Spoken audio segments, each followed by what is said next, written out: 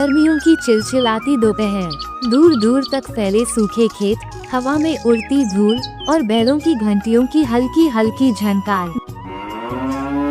धनराजपुर गांव के सिरे पर सूरज की तीखी किरणों तले दो भाई रघुनाथ और बलराम अपनी किस्मत संवारने की जिद में हल जोत रहे थे। बलराम, देखना, ये मिट्टी आज भले सूखी लग रही हो, लेकिन हमारी मेहनत का बीज कभी बेकार नहीं जाता। बस थोड़ा और जज्बा रख। भैया, जज्बा भी खाली पेट से कहाँ आता है। दिन रात खटते हैं हम, फिर भी पेट की आग बुझती नहीं। उम्मीद भी तो तभी पनपती है जब कुछ हाथ लगे। तू हार मत मान, हमारे बाप दादा ने भी यही मिट्टी सींची है। मेहनत ही हमारा असली खजाना है। खजाना? गोपाल को देखो, 10 साल का हो चला, कभी एक मेले की सैर तक नसीब नहीं हुई। क्या यही है हमारी जिंदगी का रंग? दोनों चुप होकर फिर से काम में जुट जाते हैं। बैलों की थकी थकी चाल और गर्म हवा के झोंके माहौल को और भारी बना देते हैं। शाम ढल रही है। रघुनाथ का छोटा सा घर, गौरी चूल्हे के पास बैठी है। आग की लौ धीमी पड़ती जा रही है, जैसे उसकी उम्मीदें। आज फिर सिर्फ ये उबला चना, बच्चों के लिए कुछ मीठा या दूध तो हो।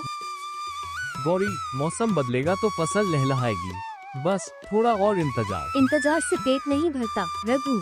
मैं तो जैसे तैसे ही गुजार लूंगी, लेकिन मोती की वो छोटी सी भूख कैसे बुझाऊं? और बलराम का घर, चंपा कपड़े धो रही है। शाम की रोशनी में उसका चेहरा थकान से भरा। बलराम, ये खेती हमें कहीं नहीं पहुंचाएगी। कुछ और रास्ता ढूंढो, वरना जिंदगी ऐसे ही सूखी रहेगी। तुम नहीं समझोगी चंपा, खेती हमारी जड़ है, हमारी शान। शान की कीमत भूखा पेट नहीं चुकाता। बच्चों को क्या जवाब दूं जब वो रोटी मांगे? अगले दिन खेत से लौटते हुए शाम की धूप झाड़ियों पर पड़ रही है और कुछ चमकती हुई किरणें किसी रहस्य को उजागर कर रही हैं। भैया, जरा ठहरो, वो देखो, झाड़ियों में कुछ चमक रहा है। दोनों सतर्क होकर पास जाते हैं। बलराम हाथ बढ़ाता है और एक बड़ा नीला चमकदार पत्थर निकालता है। अरे वाह, ये तो हीरा लगता है। हमारी किस्मत ने करवट ली है भैया। ये तो भगवान की मेहर है। चलो राजा आदित्य को सौंप दे, इससे पूरे गांव का भला होगा। राजा को देकर हमें क्या मिलेगा?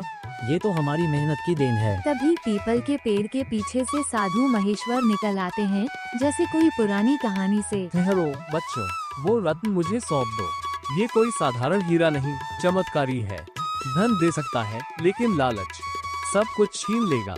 बाबा, अगर ये रत्न हमारे पास रहे तो मैं वचन देता हूँ, इस गांव में कोई भूखा नहीं रहेगा। हर जरूरतमंद के लिए मेरा दरवाजा खुला होगा। हाँ, मैं भी वचन देता हूँ। पर बलराम की नजरें कुछ और कहानी बयान कर रही थी। साधु महेश्वर एक पल को दोनों भाइयों को गौर से देखते हैं, जैसे उनकी आत्मा का वजन तौल रहे हों। रघुनाथ, तेरे दिल में सच्चाई की रोशनी है, पर बलराम, तेरी आंखों में लालच की छाया झलक रही है। सुन लो, ये रत्न तुम्हारी नियत की परीक्षा लेगा।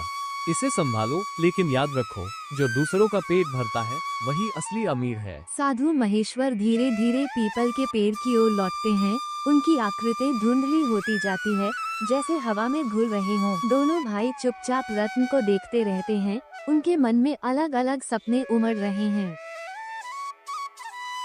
कुछ महीनों बाद बलराम के दिन फिरते हैं।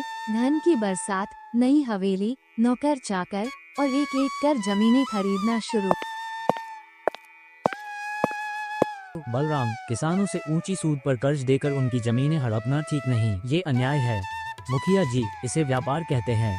जो सौदा न मंजूर हो वो मना कर दे। मैं जबरदस्ती थोड़े कर रहा। 20 साल गुजरते हैं। अब गांव की आधी से ज्यादा जमीन बलराम के कब्जे में है। सिर्फ रघुनाथ का छोटा सा खेत बाकी बचा है। एक साल भयानक सूखा पड़ता है। नदियां सूख जाती हैं, खेत बंजर हो जाते हैं।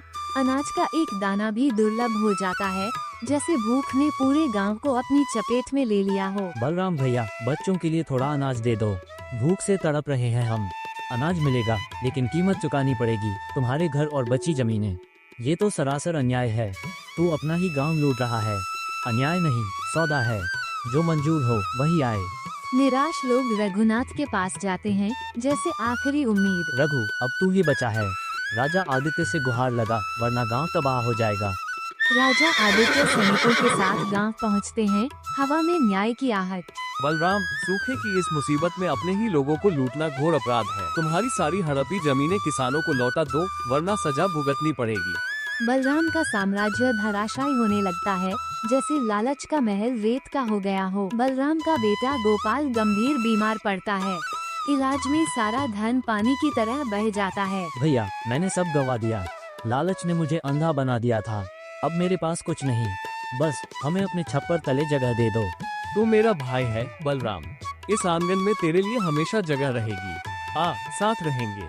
साधु महेश्वर फिर प्रकट होते हैं, जैसे सबक सिखाने आए हों। बलराम, अब समझ आया? असली दौलत खेत या हवेली नहीं, ईमान और मेहनत है। रिश्ते ही जिंदगी की असली जड़ है। गोपाल धीरे धीरे ठीक होता है। दोनों भाई फिर से खेत में साथ हल जोतते हैं। गांव में हंसी खुशी लौट आती है, जैसे पुराने दिन फिर से जिंदा हो गए हों। और दोस्तों, दौलत तो हाथ की मिट्टी है, लेकिन रिश्ते जिंदगी की जड़, मेहनत और ईमानदारी ही वो बीज है जो हर तूफान में फल देता है। अगर आपको ये कहानी पसंद आई हो तो इसे अपने दोस्तों और परिवार के साथ जरूर बांटें।